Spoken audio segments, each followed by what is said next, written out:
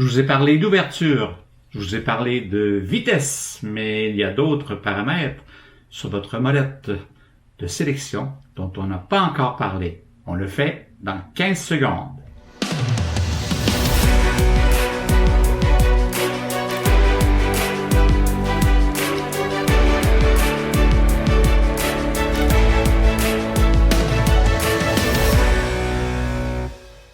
Bonjour et bienvenue sur ma chaîne Passion Photo.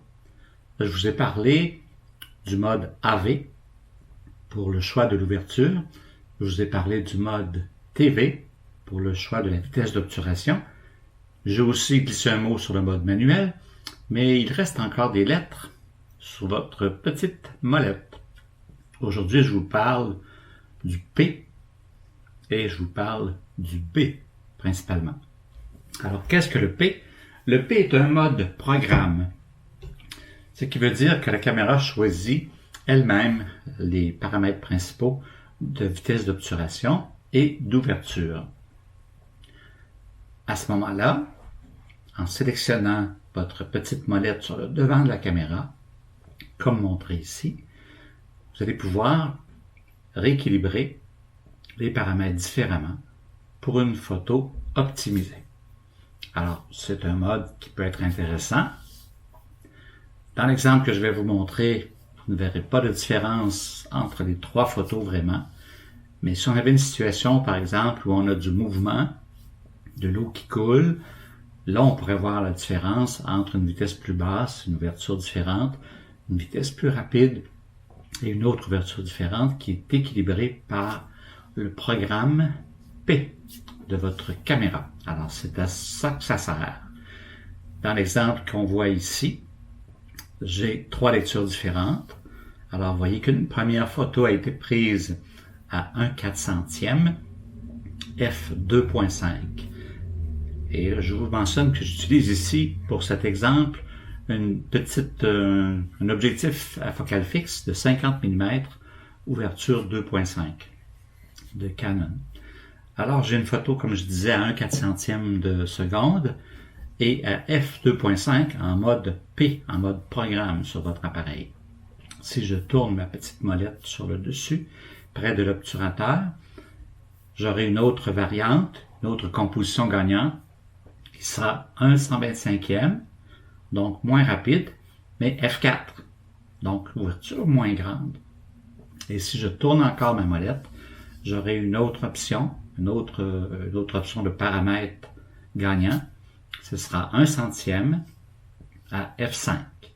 Alors, ça dépend aussi de la luminosité, etc. Mais comme j'ai pris mes photos très consécutivement, une après l'autre, rapidement, il n'y a pas vraiment eu de variation dans la luminosité pour la photo que j'ai prise. Alors, c'est une photo banale.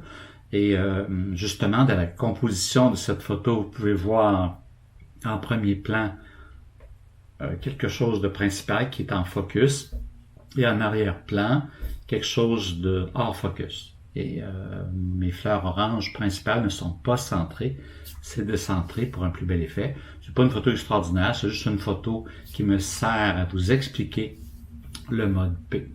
D'ailleurs, vous pourrez remarquer que cette photo n'est pas parfaite, loin de là. Elle est brûlée, comme on dit. C'est que les parties pâles du feuillage orange, on n'y aperçoit pas le détail. Alors, ma photo n'est pas parfaite. J'aurais dû utiliser un autre paramètre de la caméra dont j'aurai l'occasion de vous parler éventuellement. Pour refaire ma photo, surtout que c'est un sujet fixe, des fleurs, donc on a la chance de se reprendre facilement. Maintenant, je vais vous parler du mode B. Le mode B, c'est le mode bulbe. Lorsqu'on utilise ce mode, qu'on enclenche notre caméra, l'obturateur reste ouvert tout le temps que vous maintenez la touche enfoncée.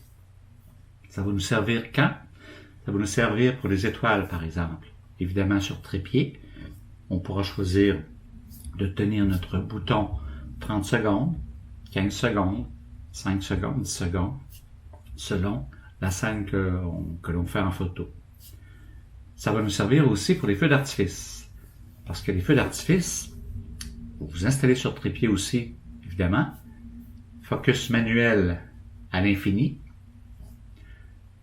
Vous pouvez éteindre votre stabilisateur, vous n'en avez pas besoin puisque vous êtes sur trépied. Ça va exiger moins à la caméra. Et vous utilisez un grand angle, possiblement, pour avoir une belle vue de votre ciel qui contiendra vos feux d'artifice. Alors, moi, ce que je fais, au niveau du temps en mode B, je vais évaluer combien d'explosions je vais avoir sur ma photographie. Alors, si je vais avoir, par exemple, ce qu'on appelle souvent des chrysanthèmes en termes de feux d'artifice, si je vais avoir 5 chrysanthèmes ou 5 explosions, alors je vais, à la première explosion, je vais déclencher mon appareil et je vais le tenir pour la deuxième, troisième, quatrième, cinquième explosion et je relâche. Si jamais il y en a trop et qu'elle se chevauche trop, je peux, à la prochaine étape, dire je vais avoir 3 explosions au lieu de 5. Pourquoi 5? Pourquoi 3? Parce que un chiffre impair, c'est toujours plus intéressant en photo. Quand vous faites des fleurs, 3 fleurs, 5 fleurs, allez-y avec des chiffres impairs, c'est beaucoup plus beau. Et c'est une règle qui s'applique à bien des niveaux. Vous photographiez des bancs de parc, 3 bancs de parc. Alors le chiffre 3 est souvent un chiffre magique. Ou 5, en tout cas un chiffre impair. Et si vous avez un seul item dans votre image, souvent vous allez le décentrer pour un plus bel effet, en considérant encore là la règle des tiers dont je vous ai parlé dans le passé. Donc retenez bien le mode B, où l'obturateur va demeurer ouvert tout le temps que vous allez appuyer sur le bouton. N'oubliez pas aussi que la Terre tourne. Si vous photographiez des étoiles plus de 30 secondes, vous aurez possiblement une filée d'étoiles, une petite ligne au lieu d'avoir une belle étoile. Donc, possiblement en bas de 30 secondes. Pour les feux d'artifice, 1, 2, 3, 4 ou 5 chrysanthèmes ou explosions pour avoir un bel effet. Alors, je vous souhaite de pratiquer. Il n'y aura peut-être pas beaucoup de feux d'artifice cette saison pour les raisons qu'on connaît. Mais si vous avez la chance, installez-vous, trépied, mode B et pratiquez. Vous serez fiers de vos photos. Si vous êtes capable de faire le focus sur un arbre dans l'environnement qui est à peu près au niveau des feux d'artifice, faites votre focus sur cet arbre-là. Alors, bonne chance, puis j'espère que cette petite capsule courte aujourd'hui, mais bien profitable, saura vous rendre de fiers services. Merci, mettez un pouce, abonnez-vous, indiquez-moi dans les commentaires les sujets dont vous aimeriez que je parle, et je tenterai de faire une capsule là-dessus. À la prochaine!